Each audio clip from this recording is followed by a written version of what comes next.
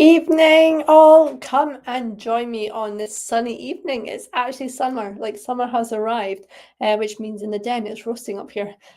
Freezing down in the gym, which is a positive, but roasting up here.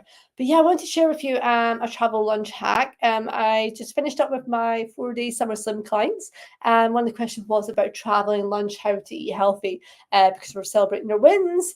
Most people lost over a pound, some up to 2 pounds in 4 days whilst eating full meals with protein, colour, veg, satisfying their snacking as well. So it's been really positive in terms of everything they've achieved over the 4 days. And we're just going over what they could take forward and learning what a portion of food looks like, a good plate of food looks like to fuel themselves, their energy levels, stop the cravings, and not be so reliant on the sugary stuff to pick them up because they've not fueled their body well throughout the day. So yeah, I've just finished up that. I'm announcing the winner of that tomorrow. So yeah, one question was about lunch and eating out and like when you're out and about traveling with work. So I thought I'd come on and share my travel lunch hack with you. I know some of you will be finishing up soon for summer holidays. So I'm going to cover off airport as well as like day-to-day stuff. So if you're traveling and you know what time to have breakfast in the morning, or you get early flight, or it's that kind of in between time to know what you can have as well. All right, it's first day work talking all day. My hair's a bit wild as usual. It has been a busy day. Like my VIPs will be back to back to back today, so it's all good stuff. But it's been busy and running the challenge too. But I love running the challenge because it's just the opportunity to help people help other women understand that they can control their weight and they can lose weight. Even when you're in the perimenopause, menopause, you can lose weight. Even if you're beyond that too, it can be done and you can enjoy food at the same time. So I really do enjoy those. But anyway, let's get on to this subject. So travel lunch hack. So let's start off with the airport. Okay, so whatever time you're at the airport, there's obviously various options: Costa, Caffè Nero, Pret, depending on the size of the airport.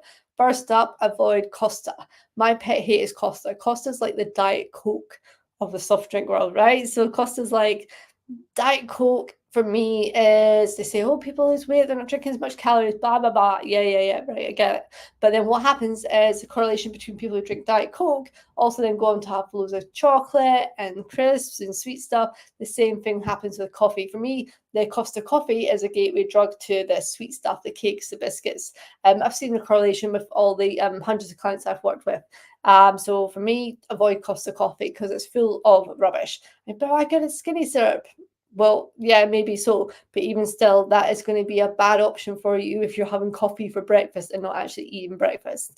So I just see the trend between Costa habits and people who tend to not be very well and struggle with their weight. So at the airport, avoid Costa. My option would be Pret. Now I know you're like, oh, easy for you, big budget person. But yeah, I say Pret because you're going to get a good fuel, right? So you're going to get a good feed by having Pret at the airport opposed to a Costa or a Caffè Nero croissant.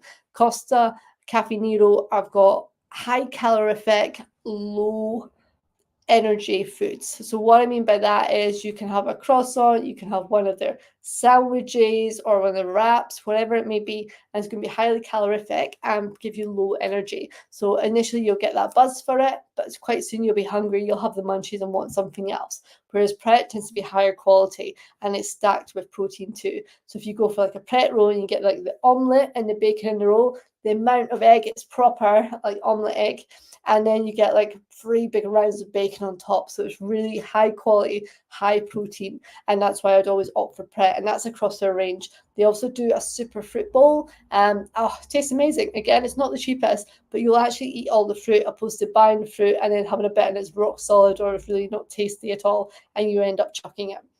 So that's why I always opt for Pret because you're going to get quality. Yes, you're going to pay a bit more, but it's going to save you in the long run because if you go to the Costa or the Caffè Nero and have a crappy breakfast or a crappy lunch, may it be a sandwich, a coffee, cake, whatever it might be, you're going to be hungry later on. Whereas that Pret, whatever you have at Pret is going to sustain your energy. Obviously, you could walk into Pret and have the cakes too and not have anything else, and that's not going to sustain you. But there's much more options around protein and around veg and nutrients in there that are going to fulfill you and sustain you, and you're going to enjoy it too. rather than a manky sandwich, or costing the heat up and you're like, what is that you've just given me? So yeah, that would be my go-to, and that also works for lunch as well. So if you're at a train station, if you're at the airport, if you're out and about on the high street for lunch, then I say if you're looking at the difference in the coffee shops, Pret is the one to go for. Now, say you're out and about and generally you're just looking for a meal deal, be it Tesco, Sainsbury's, Boots.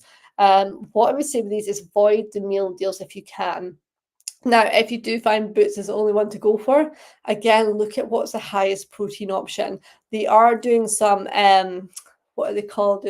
Like a sausage range. I'm not a big sausage fan, but there is a brand of sausages which is quite high quality, and they're now doing that sandwich range. So look at the protein options. You're basically looking at them. A lot of the stuff in Boots doesn't have a whole heap of protein. They do have some snacks in their meal deal that are protein led, and like refrigerators. Yes, you could say it's UPF, but it's not like, I know. But if you're out and about and you need a protein hit, it is going to help. And there's times it's not always going to be perfect, and there's times I've had to hit up the refrigerators too. Do they fill you? No. Oh, no, they don't. But at least it's something, source of protein for your body. So look at what are the high protein options. And the pastas can have like pasta with chicken, but again, it'll not be a whole heap of chicken. But if you get stuck, then the best thing to do is try and look at what's got the most protein for me. And it might even be the sausage roll option. And you're like, but Julie, that's got a load of fat. Yes, it has, but at least you're getting the protein in, which is going to help you with snacking later on in your energy later. Okay, so that's the Boots one. Now, if you're in a Sainsbury's or a Tesco, skip the meal deal range. Don't even look at that range, right? It's all full of things that aren't full of things that aren't going to sustain you, basically. Again, it's going to be, think what's in a meal deal. It's often a sandwich or a pasta bowl, then it'll be a snack of some sort. So I've tried to introduce some healthier snacks, but typically there's some sort of crisp or a chocolate bar, and then you look at the drinks. So you can have water, or you can have a fizzy drink or something around that, right? So the meal deal isn't going to sustain you. You'll eat it, it'll fill a hole, but it's not going to make you last till like dinner time. Instead, what you're going to be doing is munching things at 2, 3 in the afternoon. So if you're in Sainsbury's, if you're in a Tesco, even the express ones, avoid the meal deal section and go to the normal food. I say the normal food, like the stuff you'd buy if you're going out doing your weekly shop. So go to the normal food, look at the bags of salad, the bowls of salad, look at the protein section, the chicken breasts that are already pre-cooked. Yes, they'll have a bit of sugar in them. They might have a bit of coating on them. This goes for Marx's too. But actually go and buy those things as if you would do normally, like buy the whole fruits from the fruit and veg section, buy the salad from the fruit and veg section, and buy the protein from the cold meat section. And that way you're going to get much more protein. You're going to have control over what you're eating, and you're going to sustain yourself and be much, much fuller. Because the appreciation is not everything's ideal. It's not always possible for you to take your lunch. If it's a regular journey you do through a train station, prep. Take your lunchbox with you, have it with you, and you'll feel so much better for it. And if you want to lose weight and lose belly fat, it is the way to go, because this is where all your hidden salts, fats comes in, and this is where it's not sustaining you and you end up snacking. So if you can, prep at home. If not, then if you're at one of the bigger supermarkets, then skip out the meal deal, go to the other stuff, the normal daily shop range. Goes for Marx's as well, as I said, and don't get blinded by all the stuff that's in the lunch range. I know Marx's has big stores. They have a huge selection of the meal deal stuff, massive selection, but again, try and stay away with it, away from it, because you're just not going to get that much protein, and then you're going to end up snacking, so it's not a high quality meal, and that can be your downfall. If you're having that 5 days a week, then the calories are going to add up, the snacking is going to add up, you're not feeling yourself tired, energy, craving the sweet stuff, craving the snacks, and you'll be starving when you get home, and you'll end up munching on stuff before dinner. And then the choices around dinner will be poorer too, because you're being impatient and you just want something quick. So that is my advice. Ultimately, it's about being protein led. It's about high quality food. It's looking at what you can do with what you've got in front of you. So like I say, if it's the airport, hit the Pret. If you're really stuck at the airport and there's not a Pret, then it's looking at the protein and going, what is the best protein option for me? What's got the lowest sugar? What's got the most protein? And then if you're out and about, and then, like say, Boots meal deal, again, look at what's got the most protein, what's got the least sugar. Always go for protein first, because that's going to fuel you. You can't always win on both sides, right? You just have to accept where you are sometimes.